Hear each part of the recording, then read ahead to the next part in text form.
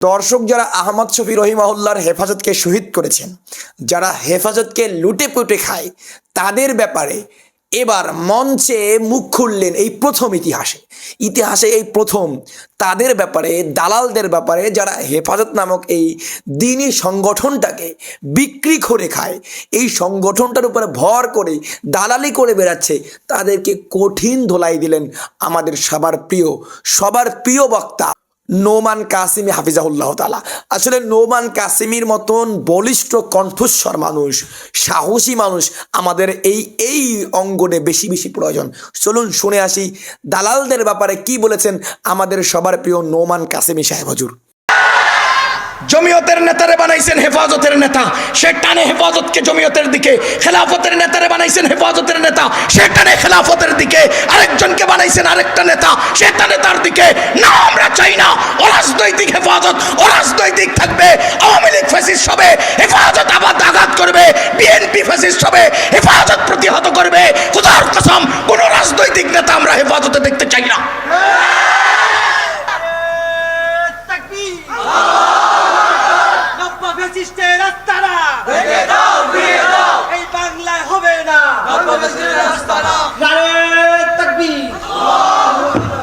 তোমরা ধর্মান্ধ বলে কাদেরকে আঘাত করছো? তোমরা ইসলামী শরিয়া মানি না বলে, আমরা ইসলামী শরিয়া বিশ্বাস করি না বলে কাদেরকে ইঙ্গিত করছো? আমার আফসোস লাগে, আমার দুঃখ লাগে, যেসব উলামায়ে কেরাম সামান্য সংসদের আসনের জন্য মির্জা ফখরুলদের সাথে আতাত করে ঐক্য করে, সেই সব আলেমদের প্রতি আমাদের ঘৃণা। আমি সুস্পষ্টভাবে বলছি, বাংলাদেশের হেফাজতে ইসলাম এটা জনবহুল, এটা প্রভাবশালী একটা অরাজনৈতিক সংগঠন। এই অরাজনৈতিক সংগঠন থেকে সমস্ত রাজনৈতিক পরিচয় ধারণকারী নেতাদেরকে আউট করেন, সরিয়ে দেন। হেফাজত নিয়ে টানা হেচড়া আমরা সহ্য করতে পারি না। জমিয়তের নেতারে বানাইছেন হেফাজতের নেতা, সে টানে হেফাজতকে জমিয়তের দিকে। খেলাফতের নেতারে বানাইছেন হেফাজতের নেতা, সে টানে খেলাফতের দিকে।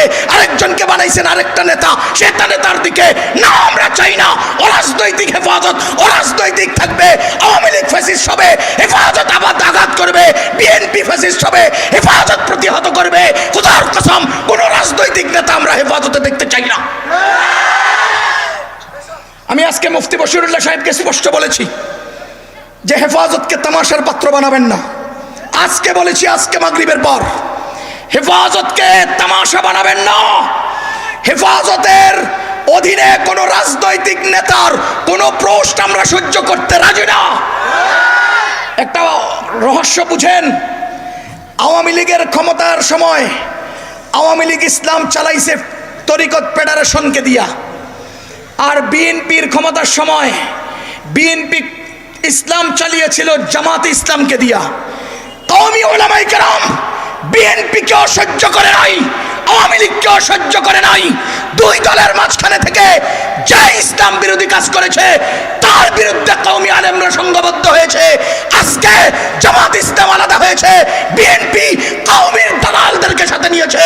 খোদার কসম করে বলছি, কোন কওমির কোন একজন আলেম কারো দালালি করবে আমরা সাধারণরা মানতে পারি না। হেফাজতকে রাজনৈতিক মুক্ত রাখেন। আমরা হেফাজতের ব্যানারে ক্ষমতাশীল স্বৈরাচারের বিরুদ্ধে সোচ্চারভাবে প্রতিহত করেই যাব। কারো দালালি আমরা সহ্য করব না। ও মুসলমান, ঐতিহাসিক এই মহাসম্মেলন থেকে আমরা হেফাজতের নেতৃস্থানীয় লোকদেরকে, মুরব্বীদেরকে বলছি, হেফাজতকে তামাশা বানাবেন না। আল্লামা আহমদ শফি সাহেবের অরাজনৈতিক এবং আধ্যাত্মিক চিন্তার উপরে প্রতিষ্ঠিত হেফাজত ইসলামকে নিজেদের স্বকীয়তা, নিজেদের শক্তি সামর্থ্য নিয়ে বাতিলের মোকাবেলে সংঘবদ্ধ খেদমত করার সুযোগ দেন। আপনারা রাজনৈতিক পরিচয় ধারণকারী ব্যক্তিদেরকে হেফাজতের নেতা বানাইছেন। কুল্লু হিজবিন বিমা লাদাইহিম ফারিহুন, প্রত্যেকে নিজের দিকে টানতে থাকে। ওয়ালিন্নাসি ফীমা ইয়াশাকুনা মাযাহিবু, প্রত্যেকে হেফাজতকে নিজের মনে করে ব্যবহার করতে থাকে। আমার আজকের মিডিয়াগুলো হেফাজতকে রাজনৈতিক দল বলে পরিচয় দিতে চাচ্ছে। আমাদের কলিজা বিদীর্ণ হয়, আমাদের অন্তরে ব্যথা লাগে। হেফাজত অরাজনৈতিক থাকবে। আমরা চাই না কোনো রাজনৈতিক দলের তোয়াজ এবং তাদের কি বলে তাদের দালালি করতে আমরা পারি না, পারতে পারি কখনো আমরা এটা সহ্য করি না। কথা বলেন ঠিক কিনা? আল্লাহু আকবার কাবীরা। তাহলে একটা সাম্রাজ্য ধ্বংসের কয় কারণ বললাম? 1 নাম্বার অহংকার। এই অহংকার নিয়ে কথা আরো ছিল এতটুকুন। 2 নাম্বার জুলুম। বলেন জুলুমের কোনো মাত্রা কি ওরা বাকি রাখছে? আয়নাগর থেকে শুরু করে প্রতিটি ইঞ্চি জমিনে তারা জুলুম করেছে। 3 নাম্বার খেয়ানত।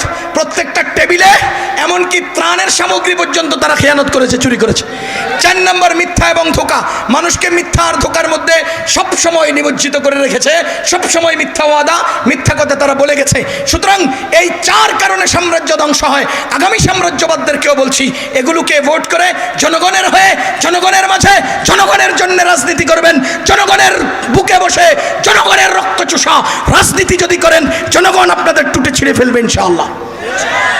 জনগণের হয়ে, বলেন জনগণের হয়ে, জনগণের মাঝে, জনগণের জন্য রাজনীতি করেন।